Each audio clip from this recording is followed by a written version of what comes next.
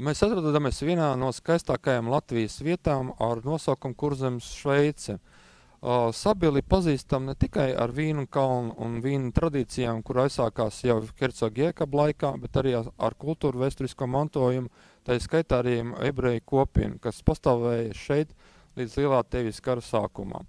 Mēs tagad atrodamies Sabiles bijušajās slimnīcas teritorijām, kur tika jau uzcelta, skatoties jau pēc ķieģeļu sarkanajiem kalnciems cepļu būvējumiem, jau no cariskās impērijas laikiem.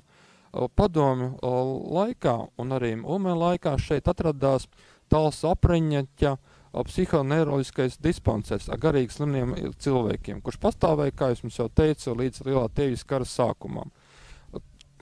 1941. gada 6. augustā latviešu SD virsnieku vadībā, Viktora Arāja un Mārtiņa Vagulāna vadībām, kopā ar Talsu apriņķa pašaizsardzības vienībām, šeit tika izvesti visi garīgie slimnieki pacienti, kopskaitā 116 cilvēki.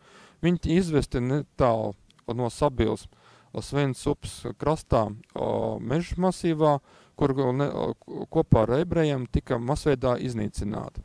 Un man, diemžēl, jau rūgtam sirdī jāatzīst, ka mēs vainojam nacistisko Vāciju kā ar noziegumos, bet tieši garīgo slimnieku slepkavībās un ebreju iznīcināšanā piedalījās tikai un vienīgi latviešu pašaizsardzības vienības un SD vienības mūsu pašu virsnieku vadībā.